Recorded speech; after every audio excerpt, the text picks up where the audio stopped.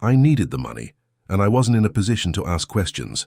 That's what I told myself when I pulled into the gravel lot at mile marker 73. 3 hours past sunset on a Tuesday that felt like it had been stretched too thin. The convenience store squatted under a cone of yellow light, flanked by 2 gas pumps that looked like they'd been rusting since the Carter administration. A neon open sign buzzed in the window, casting everything in a sickly pink wash. Beyond the light, the desert was a wall of black. No stars, no depth, just absence. My name is Danny Alvarez. I'm 27.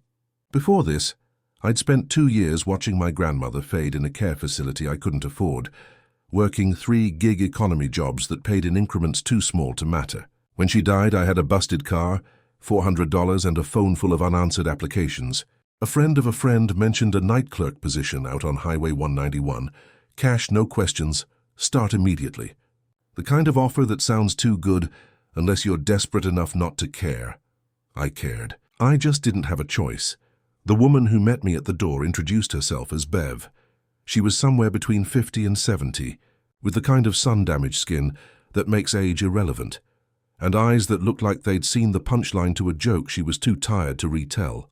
She wore a polo shirt with a faded logo I didn't recognize, and moved with the brisk efficiency of someone who'd learned to waste nothing. Not time, not words, not sympathy. "You Danny?" she asked. "Yeah." "Good. You're on time." She handed me a ring of keys that weighed more than seemed reasonable for a building this size, a battered spiral logbook with water-stained covers, and a laminated sheet of paper. "Night rules, read them. Follow them. Don't get creative." I glanced at the sheet. The title was printed in bold. "Night rules," read. "Is this like a safety thing?" I asked. Bev's expression didn't change. "It's a survival thing. Don't argue with the desert." "Danny, it won't argue back." She walked me through the basics with the kind of speed that suggested she'd done this many times and didn't expect me to last long enough to justify a slower pace. "Registers here. Inventory's logged on Wednesdays. Truck comes at 1:15 if it comes at all. Don't sell to anyone who looks under 30 without ID. Mops in the back." The store smelled like old sugar, dust, and something faintly chemical I couldn't place. The shelves were half empty.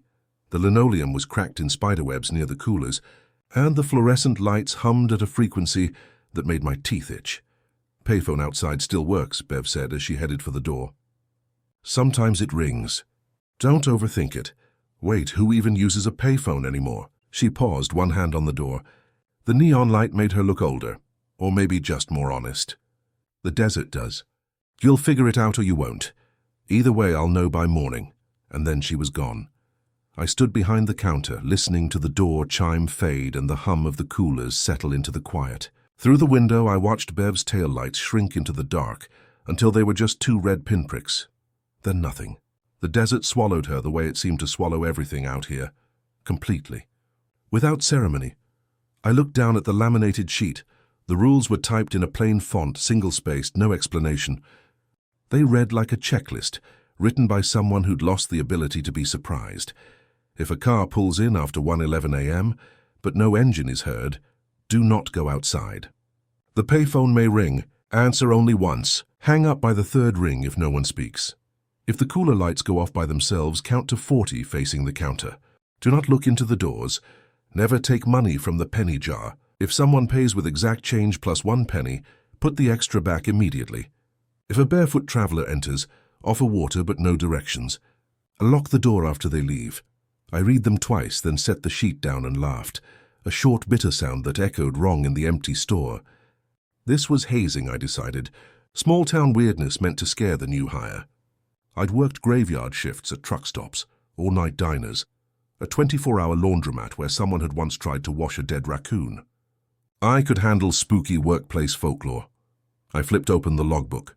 The pages were filled with cramped handwriting, different hands, different pens, years of entries compressed into a document that felt heavier than it should. Most were mundane: truck late, register short 213, bathroom lock stuck, but scattered between the ordinary were notes that made my skin prickle. 2:47 a.m., payphone rang 6 times. Didn't answer after the second call. Good porn, 23 a.m. Headlights, no sound, stayed inside. It left 6 a.m. Barefoot woman asked for directions to Kelton. Gave water only. She smiled wrong. The most recent entry was from 3 days ago. In Bev's blunt capitals, first calls bait, second is the hook. I closed the book. Outside, the wind picked up, dragging something metallic across the concrete with a sound like a fork on a plate. The neon sign buzzed. The payphone stood in a pool of yellow light, its cord swaying slightly despite the lack of breeze near the base. I told myself it was just wind. Just old infrastructure. Just a job. The desert stretched out beyond the glass, flat, dark, and patient. It was 11:42 p.m. I had 7 hours and 18 minutes until sunrise. I decided the rules were ridiculous, filed them under local color, and told myself I'd be fine. I was wrong, of course, but I didn't know that yet. The first 2 hours were boring in the way only a graveyard shift can be, a kind of slow, viscous boredom that makes every minute feel like it's moving through syrup. I restocked cigarettes, wiped down the counter, ate a stale sandwich from the cooler that tasted like plastic and regret. A trucker stopped for diesel and Red Bull at 11:58 p.m., paid in crumpled bills, and left without making eye contact. A couple in a sedan pulled in at 12:14 a.m., argued quietly while pumping gas, and drove off in opposite emotional directions. The desert didn't care. It pressed against the windows like something solid, and the store felt less like a building and more like a bubble of light barely holding back the dark. At 12:38 a.m., the payphone rang. The sound was sharp and metallic, older than the ringtone on any cell, a real bell hammered by a real mechanism.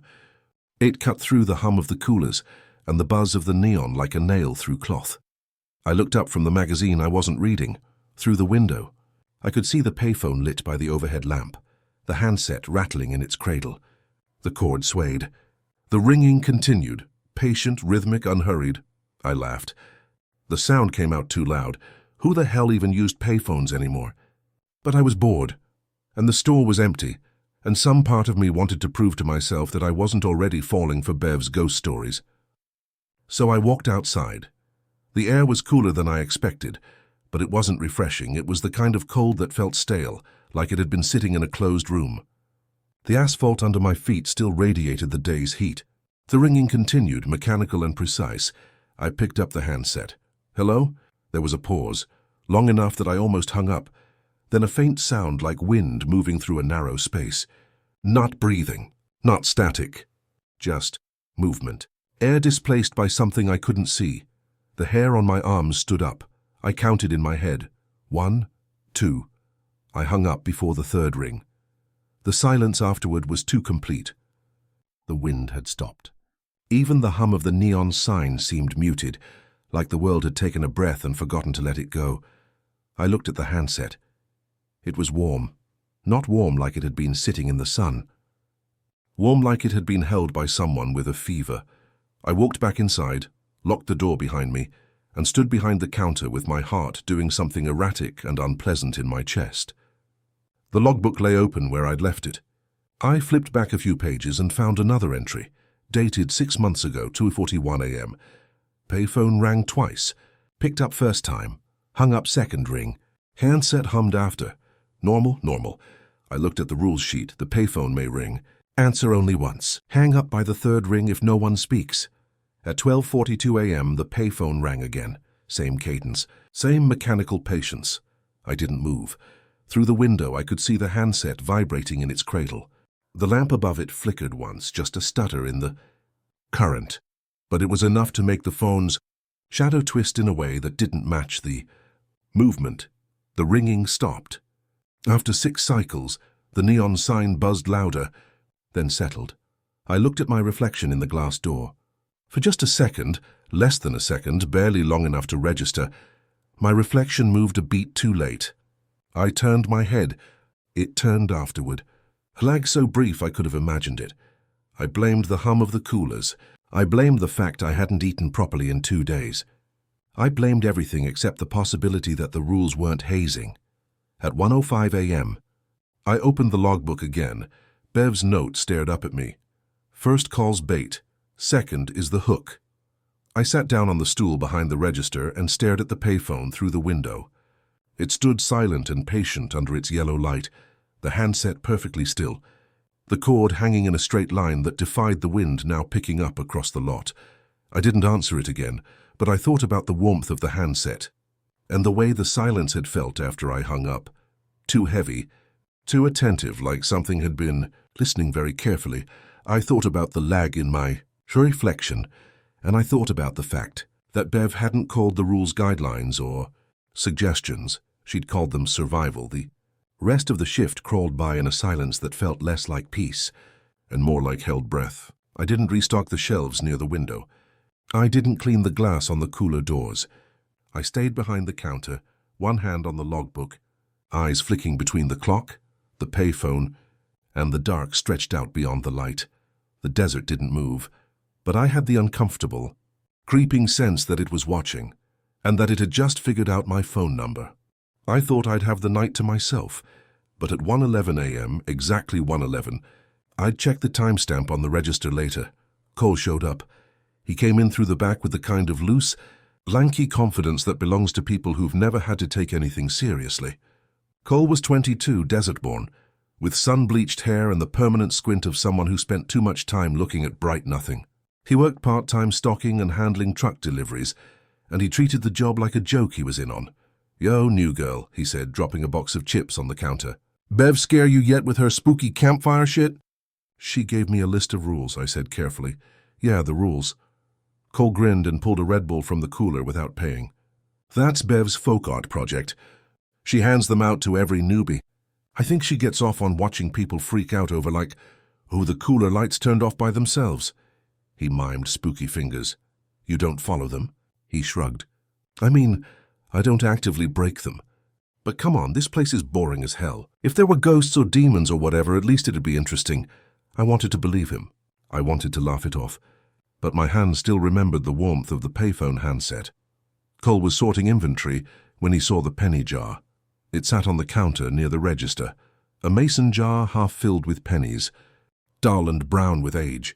A strip of masking tape on the side read, "Give a penny, take a penny," in faded marker. Cole picked up a penny, flipped it, caught it. "Consider it a tax," he said, pocketing it. "Hey, Rule 4, I said, pointing at the laminated sheet. "Never take money from the penny jar." "Danny, it's a penny. The rule says don't take money from it if someone pays exact change plus 1. "I'm just skimming the top, relax." He grinned and went back to stocking. Something in my chest tightened, but I didn't push it. I told myself I was being paranoid. I told myself Cole had worked here longer than me and was still fine. At 1:23 a.m., a sedan pulled into the lot. I noticed it because of the headlights' high beams, bright enough to throw harsh shadows across the store. The car glided up to the far pump, slow and smooth, but I didn't hear an engine. I froze. Cole looked up. "Customer?" "I don't know," I said quietly. The car sat there, headlights blazing, driver's side facing the store. I couldn't see anyone inside. The windshield reflected the overhead light in a flat silver glare. The door chime didn't ring because the door didn't open. No one got out. "Weird," Cole said. He set down the box he was holding and walked toward the front door. "Cole, don't. What, you think it's a ghost car?" He laughed and pushed the door open. I stayed behind the counter. If a car pulls in after 1:11 a.m. but no engine is heard, do not go outside. Cole walked across the lot, hands in his pockets, casual as Sunday. He stopped a few feet from the driver's side window and bent down to peer inside. He went very still. I counted to 40 in my head. I don't know why. Maybe because the rules had already started sinking in. Maybe because I needed something to hold on to. I didn't look away from him. I didn't blink. At 38, Cole straightened up. At 40, he turned and walked back inside. His face was pale. Not scared, exactly. More like he'd been shown something he didn't have the language to explain. What was it? I asked. "Nothing." He swallowed. There was nobody in the car. But when I looked in the window, I saw, "What?" "Me." His voice was thin. "I saw myself in the driver's seat. But I wasn't moving. My mouth was, though. Like I was saying something. But I wasn't." He laughed too loud. Reflection was just weird. Bad angle. The sedan's headlights went dark. The car didn't reverse. It didn't turn. The lights just died, and the car sat there in the shadows like it had always been part of the landscape. Cole grabbed a soda from the cooler, cracked it open, drank half in one pull. His hands were shaking. Bad ballast in those lights, he muttered. Makes you see shit. He reached into his pocket, pulled out another penny from the jar. He must have grabbed it while I wasn't looking and flipped it. It landed on the floor. We both stared at it. The penny was warm. I didn't touch it, but I could see the faint shimmer of heat distortion above it, the way asphalt looks at noon in July. Cole picked it up and shoved it back in his pocket. At 1:47 a.m., the cooler lights went out, not all at once. One by one, left to right, each fluorescent tube clicking off in sequence until the back of the store was dark, and the cooler doors reflected nothing but black glass. Breaker, Cole said, but he didn't move toward the fuse box. I turned to face the counter. If the cooler lights go off by themselves, count to 40 facing the counter. Do not look into the doors. I started counting, out loud. 1, 2, 3. Danny, what are you? Count with me or shut up. He shut up. I kept counting. My voice sounded too small. The store felt bigger in the dark, like the walls had stepped back. At 23, I heard a sound, soft, wet, like a palm pressed against glass. I didn't look. At 31, Cole inhaled sharply. Danny, don't look. There's something. Don't look. At 38, I heard breath fog against glass, but it was coming from the wrong side. From inside the cooler doors, even though no one was in there. At 40, the lights hummed back on. I turned around. The coolers were normal. Rows of soda, energy drinks, sandwiches in plastic. The doors were clear, no fog, no handprints. But Cole was standing 3 feet back, breathing hard, staring at the middle door. I looked, he whispered. What did you see? My breath. On the inside of the glass. But I wasn't in there. He stopped. His face was the color of old paper.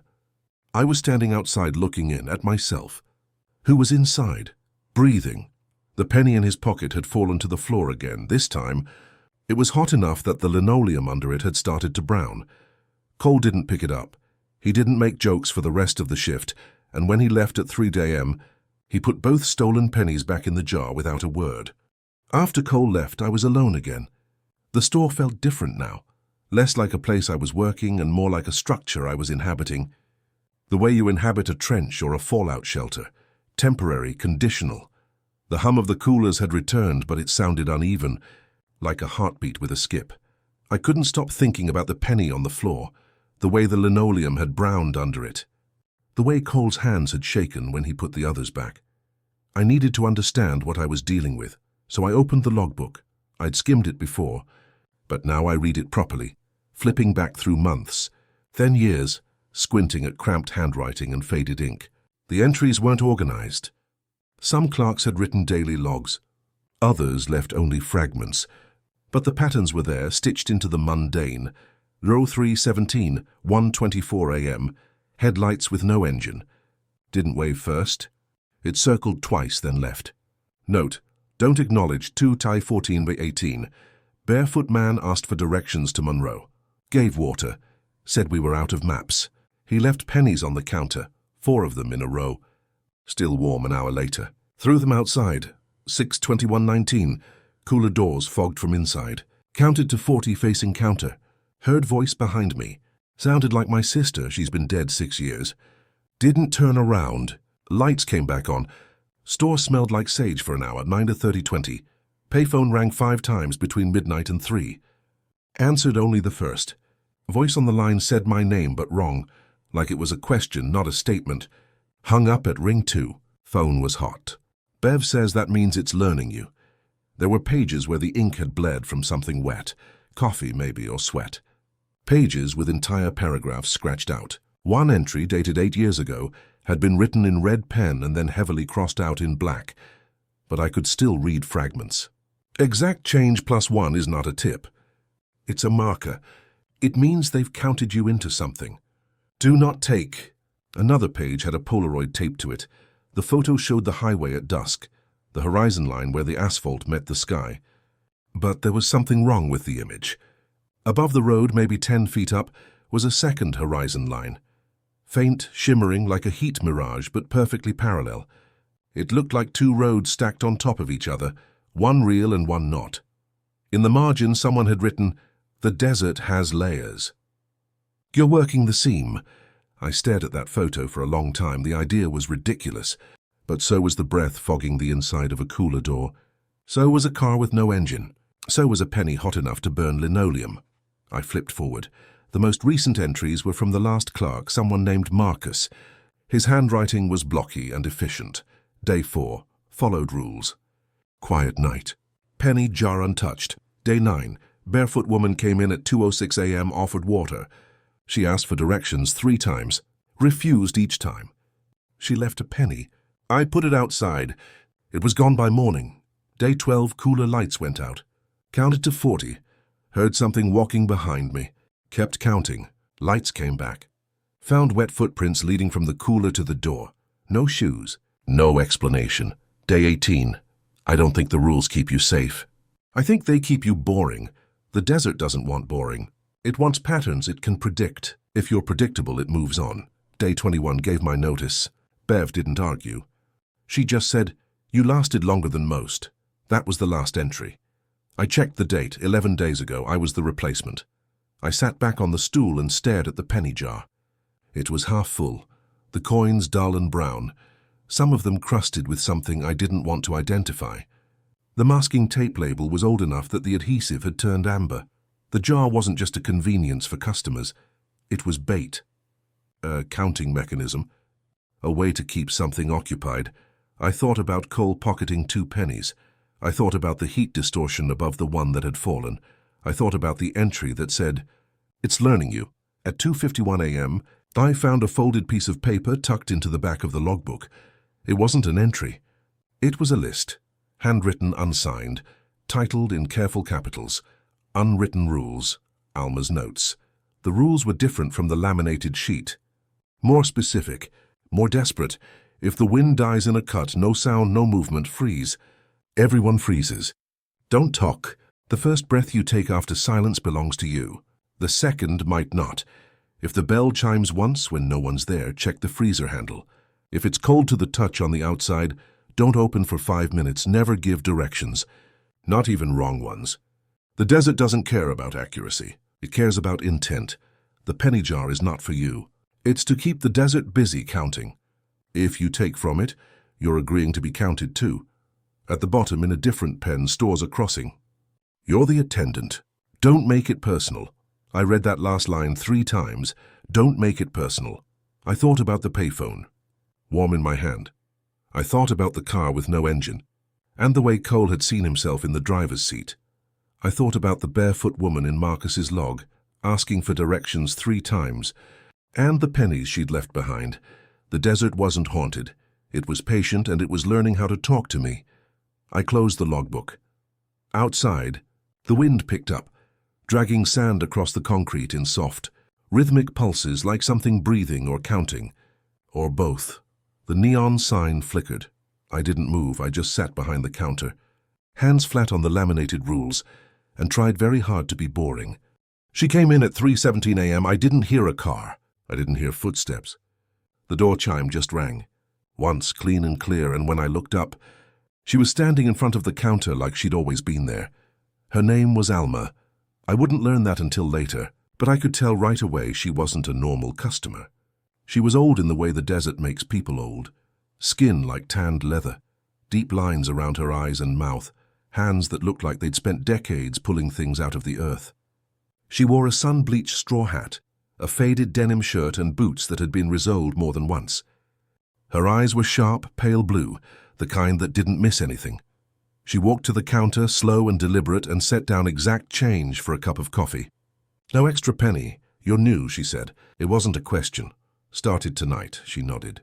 Poured herself a cup from the carafe I'd brewed at midnight. Hand left half of it untouched, just let it sit there steaming while she leaned against the counter and looked at me like she was deciding whether I was worth the effort. "You read the rules?" she asked. "Yeah. You follow them. So far. Good." She took a sip, winced, probably because the coffee tasted like hot tar, and set the cup down. "Most don't make it past the first week. They either ignore the rules and quit, or they follow them wrong and disappear." "Disappear. Not gone," she said. "Just not here anymore. Not anywhere you'd recognize." She tapped the counter. "This place sits on a seam, girl. You're the attendant. The desert don't care about you, but it cares about patterns. You give it a pattern, it'll follow. You break the pattern, it'll notice. I thought about the logbook, about Marcus, about Cole's reflection in the car window. What is it? I asked. The thing following the patterns? Alma smiled, but it didn't reach her eyes. High Desert repeats, she said. It learns your habits, your names, your payments. You feed it by noticing wrong. Every time you look too long at something that shouldn't be, every time you answer something you shouldn't, you're giving it material. She pulled a small notebook from her pocket, flipped it open, and slid it across the counter. The pages were filled with the same kind of cramped handwriting I'd seen in the logbook. Rules, warnings, observations. 2 more for you, she said. Not on the laminated list, but just as important. I read, if wind dies in a cut, no sound, no movement, everything stops. Freeze. Don't talk. The first breath you take after silence belongs to you. The second might not. If the bell chimes once when no one's there, check the freezer handle. If it's cold to the touch on the outside, don't open for 5 minutes. The wind one, I said. What does it mean the second breath might not belong to me? Means you'll breathe, Alma said. But something else decides what comes out. A chill ran through me that had nothing to do with the air conditioning and the freezer. Cold on the outside means something's trying to push through from the inside. You give it 5 minutes, the pressure equalizes and it goes back. She tapped the penny jar. That's not for you, by the way. That's to keep it busy. Keep what busy? The counting thing. She said it like it was obvious. Desert counts everything out here. Miles, breaths, pennies. You take from that jar, you're agreeing to be counted too. And once it starts counting you, it don't stop until it reaches the end. I looked at the jar. The pennies inside seemed duller now, like they were absorbing light instead of reflecting it. Cole took 2, I said quietly. Alma's expression didn't change, but something flickered in her eyes. Not surprise, just a tired kind of inevitability. Then he's been marked. He'll either give them back and stay boring, or he'll keep pushing and become interesting. She drained the rest of her coffee in one swallow. Interesting people don't last. Why are you telling me this? She looked at me for a long moment, and I had the uncomfortable sense that she was measuring me, not for strength or courage, but for capacity. How much I could hold, how long I'd last. Because I've been coming here for 30 years, she said finally. I've watched a lot of clerks come and go. Most of them don't listen. But you, she tapped the logbook. You're reading. That means you might be smart enough to stay boring. She pushed the notebook back across the counter. Keep that. Add to it if you need to. And remember, she put her hat back on and turned toward the door. The desert don't want to hurt you. It don't even notice you most of the time. But if you make yourself visible, if you take what it's counting, if you answer what it's asking, if you give directions to something that ain't supposed to find its way, then you're not an attendant anymore. You're a landmark. What happens to landmarks? Alma smiled, and this time it was sad, for they get used for navigation. The door chime rang. She walked out into the dark, and I watched her disappear into the parking lot, not toward a car, just into the space between the lights, where the desert took over. I looked down at the notebook she'd left on the last page. In different handwriting, someone had written, "The store is a ferry. The rules are the fare. Don't make the passengers remember you." I copied the 2 new rules into the logbook, my hand shaking slightly. Outside, the wind picked up. The payphone stood silent. The penny jar sat on the counter, warm to the touch, and somewhere in the dark, the desert kept counting. At 2:06 a.m., the door chime rang. I looked up. A woman stood just inside the doorway. She was barefoot. That was the first thing I noticed. Not her face, not her clothes, but the fact that her feet were pale and dusty, like she'd been walking on unpaved roads for hours. She wore a simple dress, faded floral print, the kind you'd find in a thrift store or a grandmother's closet. Her hair was dark, pulled back, and her eyes were too bright, not glowing, just vivid, like they were lit from the inside.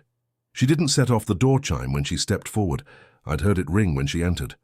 But when she moved deeper into the store, there was no second chime, no displacement of air. She moved wrong, too smooth, like she was gliding an inch above the floor. If a barefoot traveler enters, offer water but no directions.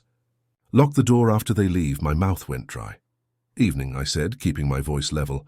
She smiled. It was a nice smile, warm, a little shy, but it came half a second too late, like she'd had to remember how smiling worked. "Evening," she said. Her voice was soft, pleasant. Could I trouble you for some water? Of course. I grabbed a bottle from the cooler, set it on the counter. She picked it up, unscrewed the cap, and drank. But she didn't swallow. The water just disappeared. Her throat didn't move. The liquid went into her mouth and ceased to exist, like it had passed through a hole instead of a person. She set the bottle down, still half full, and tilted her head. Which way is home? She asked. The question landed in my chest like a stone. I opened my mouth. The urge to answer was overwhelming. Instinctive, the way you respond to how are you or what time is it. My brain had already assembled the directions. East on 191, about 40 miles, watch for the junction at... I bit down on my tongue. We're out of maps, I said carefully. Her smile widened. I don't need a map. Just a direction. Can't help you, just a direction, she repeated. Her voice was still pleasant, but now it had an edge like a knife wrapped in silk. North? South? Sorry. Her eyes locked onto mine. For a moment I couldn't look away. There was something behind them. Not malice exactly, but a vast, cold attention. Like I was being observed by something much larger than the woman standing in front of me. Then she blinked. And the moment passed. She reached into a pocket and set a penny on the counter. It was warm. I could see the heat shimmer rising off it. Thank you for the water, she said. And then she turned and walked out. I waited until she was past the threshold, then moved quickly to the door and locked it. My hands were shaking. Through the glass I watched her walk across the parking lot, not toward the highway, just toward the dark. She didn't speed up or slow down. She just walked, smooth and even. Until the shadows swallowed her, I looked down. There were no footprints on the dusty mat by the door. The penny on the counter was hot enough to make the laminate bubble. I used a napkin to push it into the trash at 2:19 a.m. The payphone rang. I stared at it through the window. The handset rattled in its cradle, the sound sharp and insistent. Answer only once. Hang up by the third ring if no one speaks. I'd already answered once tonight, but the ringing continued, steady, patient, refusing to quit. Against every instinct, I walked outside. The air was cold. The wind had died completely. Even the hum of the neon sign seemed muted, like the world had been wrapped in cloth. I picked up the handset. Hello? There was a pause. Then a voice, familiar, painfully familiar, said, Danny? Jesus, finally. Can you spot me? I just need $2 for gas. I'm right outside, my brother. I hadn't spoken to him in 6 months. Last I'd heard, he was in county lockup 3 states away doing 6 months for possession. Marcus? I said. Yeah, it's me. Come on, I'm freezing out here. My throat tightened. Where are you? Outside, I just said, by the pumps. You gonna help me or not? I turned toward the lot. There was no one by the pumps, but the cooler lights inside the store flickered. Looked through the window. The glass doors of the drink coolers were fogging. Not from the inside this time, but in patches, like someone was breathing on them from both sides at once. And in the condensation I could see shapes, vague, distorted, but unmistakably human. One of them looked like me, standing outside the cooler, looking in, at myself. Who was inside? Danny. The voice on the phone said, You still there? I hung up. The payphone went silent. The wind came back all at once. A gust so strong it rattled the aluminum awning and sent a plastic bag tumbling across the lot. Inside, the cooler lights stopped flickering. The fog faded.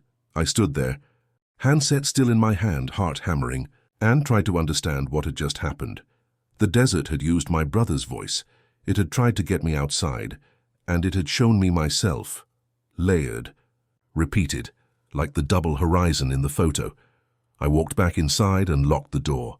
The penny jar sat on the counter, warm and patient. The logbook lay open to Marcus's last entry. The desert doesn't want you. It wants patterns it can predict. I thought about the barefoot woman asking for directions 3 times. I thought about the payphone using my brother's voice. I thought about the cooler doors showing me both sides of the glass. At once, the desert was learning, and it was getting better at sounding like something I'd answer. I sat down behind the counter, hands flat on the laminate, and stared at the clock. 4 hours until sunrise. I was going to have to be very, very boring. At 2:47 a.m. the wind stopped, not gradually, not like a breeze dying down. It cut 1 second, the sound of air moving across the lot, rattling the awning and the gas pump hoses. The next second, absolute silence. I looked up from the logbook. Through the window I could see the pennant flags by the pumps, hanging perfectly still, not even swaying. The trash bag that had been tumbling across the lot was frozen mid-roll. Even the neon sign had stopped buzzing. The air felt thick, pressurized, like the moment before a thunderstorm breaks. Then I saw the dust. It came from the west, a wall of it, rolling across the desert like a wave. Not windblown, there was no wind, just moving, advancing. A curtain of fine sand that swallowed the horizon and kept coming. I stood up. The logbook entry flashed through my mind. If the wind dies in a cut, no sound, no movement, freeze. Don't talk. The first breath you take after silence belongs to you. The second might not. The dust storm hit the windows, the glass rattled. Sand hissed against the surface, a sound like static, like 1,000 whispers all at once. The lights inside flickered but held. The storm moved around the building, enclosing it, until all I could see through the windows was ochre haze, and then the cooler lights went out. One by one. Left to right. Click, click, click. I turned to face the counter. If the cooler lights go off by themselves, count to 40 facing the counter. Do not look into the doors. I started counting. Out loud, steady, forcing my voice not to shake. 1, 2, 3, at 7. The door chime rang. Once clean and clear. No one had come in. If the bell chimes once when no one's there, check the freezer handle. If it's cold to the touch on the outside, don't open for 5 minutes. I kept counting. 8, 9, 10. At 14 I heard an engine. No, not an engine. The absence of an engine. The sound of tires on gravel. The soft compression of shocks, but no combustion. No mechanical hum. A car had pulled in. After 1:11 a.m., silent. If a car pulls in after 1:11 a.m. but no engine is heard, do not go outside. I didn't stop counting. 15, 16, 17. At 23, the payphone began to ring, slow, rhythmic, patient. I clenched my jaw and kept counting. 24, 25. At 29, I heard something behind me. Footsteps, soft, barefoot, padding across the linoleum. Then a voice. A woman's voice, warm, familiar. Danny? It sounded like my grandmother, who had been dead for 3 months. Danny, honey, why won't you look at me? I squeezed my eyes shut and kept counting. 32, 33, 34. I just want to ask you something. The footsteps stopped right behind me. I could feel breath on the back of my neck, cold, dry. Wrong. Which way is home, honey? My hands were shaking so hard I had to grip the edge of the counter. 38, 39, 40. The cooler lights hummed back on. The footsteps stopped. The payphone went silent mid-ring. I opened my eyes and turned around. Slowly, the store was empty. The coolers were stocked and lit. No fog, no shapes, no footprints. But the freezer handle, the big walk-in unit in the back, was covered in condensation. I walked over and touched it, ice cold on the outside. Set a timer on my phone for 5 minutes and stepped back. Through the window, I could see the sedan in the lot. Headlights on, driver's side facing the store. The dust storm had turned the air into a grainy haze, and through it, I could just make out a shape in the driver's seat. It looked like me, sitting perfectly still, lips moving. I couldn't hear what she was saying, but I could see the rhythm. Slow, deliberate, like someone counting or reciting. Directions. The payphone started ringing again. Didn't answer. The shape in the car turned its head and looked directly at me. My reflection in the glass door moved half a second late. I forced myself to stay still, to stay boring. The timer on my phone buzzed. 5 minutes. I walked to the freezer, gripped the handle, now warm, and pulled it open. Inside was nothing but boxes of frozen food, wire shelves, cold air.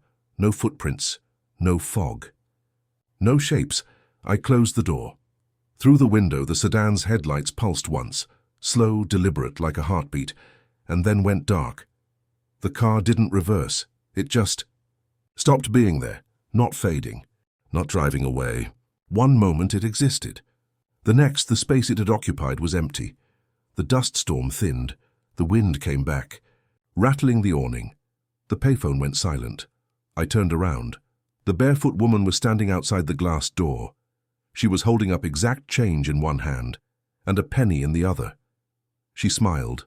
Late, wrong, too wide, and placed the penny against the glass. It slid down, slow and deliberate, leaving a faint streak like condensation. When it hit the concrete, it wobbled, then rolled, not toward the door, away from it, against the wind, across the lot, toward the pumps.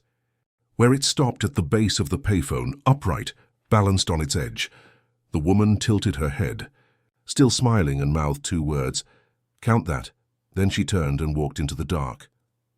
I stood there, breathing hard, hands shaking, staring at the penny standing impossibly upright in the wind. And I whispered, so quietly I almost didn't hear myself, "Count that." The neon sign buzzed back to life. The desert hummed at the glass. Patient, waiting. But I'd followed the rules, and I was still boring. By the time the sun came up, the storm had scrubbed the lot clean. The light was flat and white, the way it always is in the desert at dawn, too bright, too empty, like the world had been bleached overnight. I stood behind the counter, hands wrapped around a cup of coffee I hadn't drunk, and watched the horizon turn from black to grey to pale gold. The penny was still there. I could see it through the window, standing upright at the base of the payphone, casting a shadow twice as long as it should. I didn't go outside to check. Cole came in at 6:12 a.m. to clock out from the truck shift.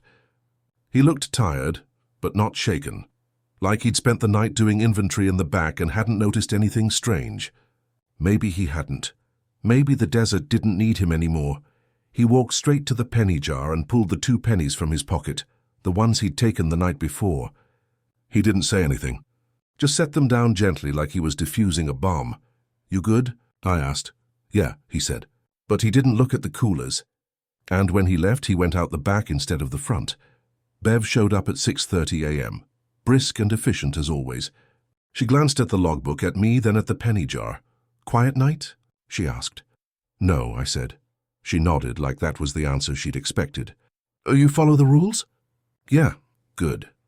She poured herself a coffee, took 1 sip, and dumped the rest in the sink. "Most people don't make it past the first test. You got hit with 3 at once and you're still here. That means you're either smart or boring. Probably both. What is this place?" I asked. She looked at me for a long moment, and I saw something in her eyes. Not pity exactly, but a kind of weary recognition. "A crossing," she said. "You're the attendant." "The desert don't want you. It just wants to make sure you're keeping the fare steady." "What's the fare?" "Attention," she said. "Patterns, names, the small things people give without thinking." She tapped the counter. "You keep it busy counting pennies, answering phones that don't matter, following cars that go nowhere. It stays distracted. You give it something real, directions, recognition, answers, and it stops counting the small things. It starts counting you." She handed me a pen. "Write it down," she said. "Whatever you learned last night. Add it to the log. Next clerk's gonna need it." After she left, I opened the logbook to a blank page. My hand was steadier than I expected. I wrote, "If the wind dies in a cut, no sound, no movement, everything stops, freeze. Don't speak. The first breath you take after silence belongs to you. The second might not. If the bell chimes once when no one's there, check the freezer handle. If it's cold to the touch on the outside, don't open for 5 minutes. Wait, let it equalize. If someone offers exact change plus 1 penny, do not take the extra. If it leaves the counter, let it go. Do not chase it. Do not pick it up. Do not give directions to bare feet. Water only. Lock the door after they leave. If multiple rules trigger at once, car plus phone plus cooler plus bell, do not panic. Apply them in sequence. Count out loud. Stay boring. The desert is testing your pattern. Do not break it."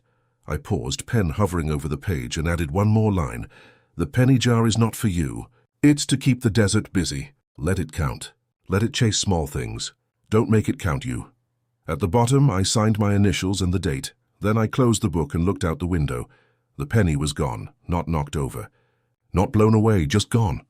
The space where it had been standing was empty, and the shadow it had cast was gone too, like it had never been there at all. I thought about the barefoot woman, mouthing "count that" through the glass. I thought about the sedan with my reflection in the driver's seat. I thought about my grandmother, his voice asking for directions. The desert had tested me, and I'd passed, not because I was brave, Because I was boring, because I'd followed the rules, and refused to be interesting. I counted the till twice. Slowly, eyes on the bills, hands steady. When I finished, I locked the register, set the keys on the counter, and walked outside. The air was cool. The sun was climbing. The highway stretched east and west, empty and patient. I got in my car, started the engine, and sat there for a moment. Hands on the wheel, then I drove home. Behind me, the store sat under its cone of yellow light, the neon open sign buzzing faintly in the morning glare, waiting, always waiting, for the next clerk, the next test, the next set of patterns, and somewhere out in the high desert, past the mile markers and the heat shimmer and the layers of road stacked on top of each other, something patient and old continued counting, pennies, breaths, names, waiting, to see who'd be interesting enough to stop being boring. I clocked in again that night at 11 p.m. and I brought my own pennies, just in case. 1 week later, they hired someone new. Her name was Rena, 24, bright-eyed, with the kind of energy that comes from never having worked a night shift in the middle of nowhere. She had a nose ring, bleached hair with dark roots, and the confidence of someone who thought they'd seen weird before. Bev gave her the same laminated sheet, the same ring of keys, the same battered logbook. Rena skimmed the rules and laughed. "What is this? Creepypasta training?" I was restocking the chip rack. I didn't look up. Follow them and you'll be bored. Ignore them and you'll be interesting to the wrong thing. Jesus, you sound like Bev. She tossed the laminated sheet on the counter. This is just hazing, right? Small-town spooky stuff to mess with the new people? Sure, I said. She looked at me, trying to read my face. I kept my expression neutral. But you follow them, she said. Yeah, why? Because they work. She snorted and went back to setting up her phone for the shift. Okay, cryptic desert witch. I'll play along, I didn't argue. You can't convince someone the rules matter until the desert shows them. And by then it's usually too late or just late enough. Rena worked the swing shift 6 to midnight, and I took over at midnight. For the first few days she treated the job like a joke. She pocketed pennies from the jar and put them back when I glared at her. She answered the payphone every time it rang, just to prove it was a prank. She left the freezer door propped open during restocking because it's hot as hell in here. Nothing happened. The desert was watching, learning her patterns, waiting. On her 5th shift, at 1:14 a.m., a pickup truck glided into the lot. I was in the back room doing inventory, but I heard it, or rather I heard the absence of it. No engine, no rattle of the truck bed, just the soft compression of tires on gravel. I walked to the front. Rena was standing at the counter, staring out the window. "That truck," she said. "It just pulled in."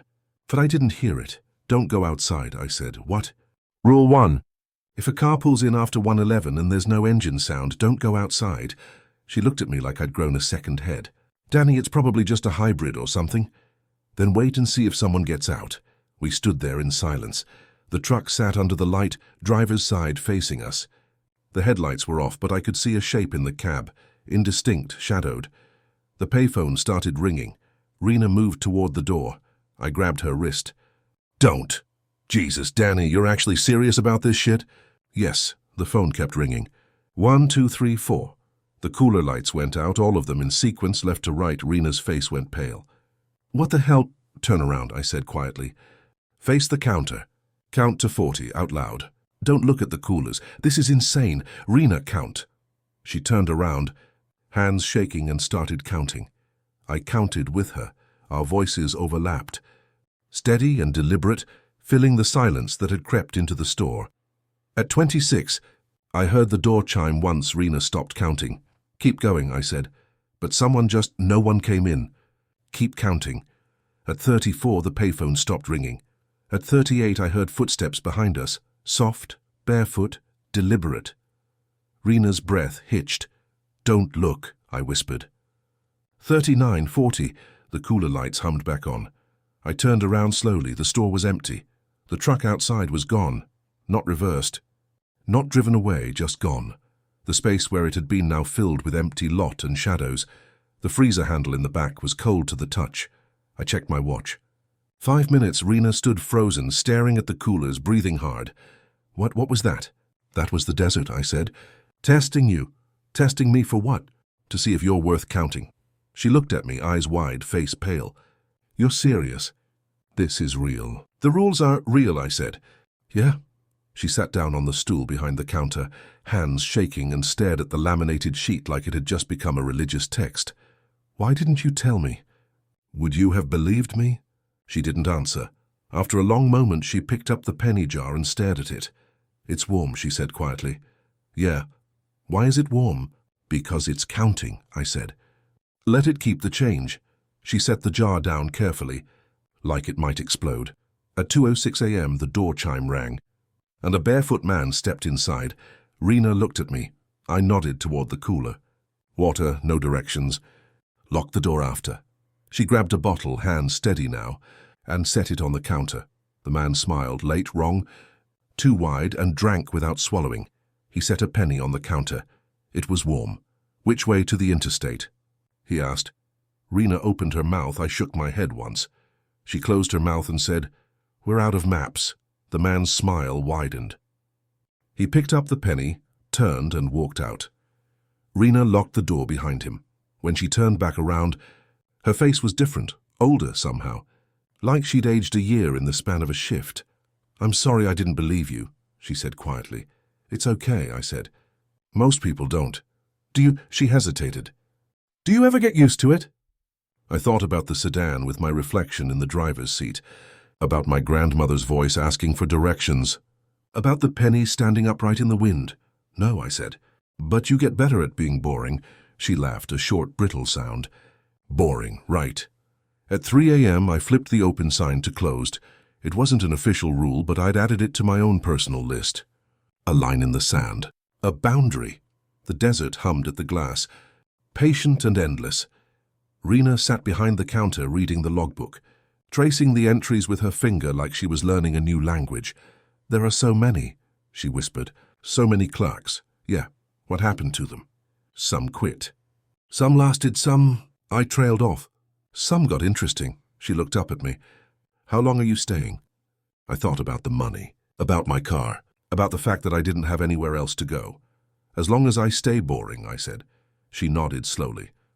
Outside, the wind picked up, dragging sand across the concrete in soft, rhythmic pulses. The payphone stood silent under its yellow light.